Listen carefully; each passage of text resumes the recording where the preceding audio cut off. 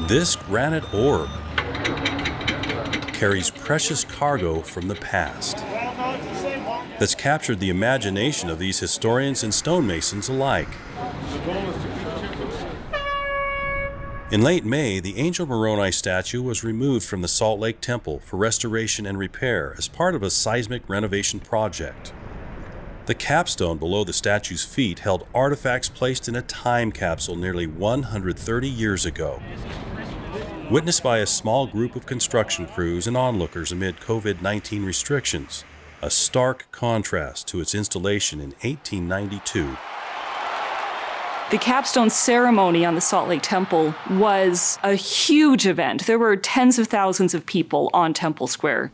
And you have dozens of construction workers and other people on the scaffolding, people sitting on the roofs of houses around the Salt Lake Temple site watching this ceremony take place.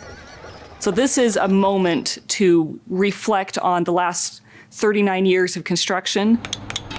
Once separated from the Moronie statue, stonemasons worked alongside church history preservation experts to carefully breach the capstone to discover what historic treasures lay inside, but also to seismically reinforce the steel inside that connects the statue to the capstone. We hoped it would be easy, that we could just pop the top off, but as we started excavating, we found out how difficult it was. There was no other option besides cutting it open. After painstaking and meticulous work, access was gained.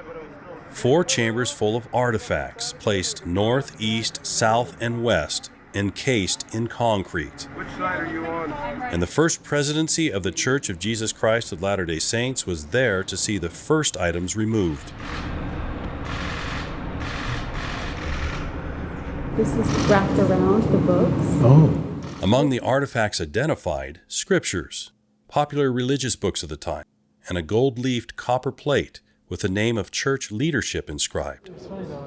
Everything was very damp, and part of that is because they had dumped concrete around all of the packets, and concrete will sweat and leach, and the books essentially were sponges.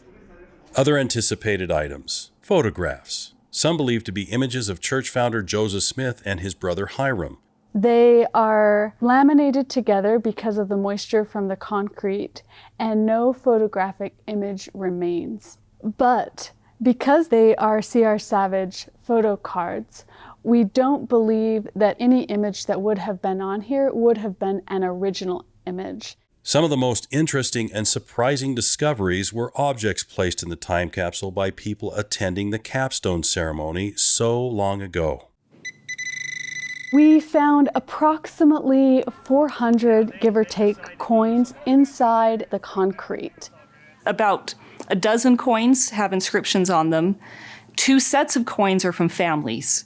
We also found notes, so we think that people are writing their name on a piece of paper and throwing it in the hole.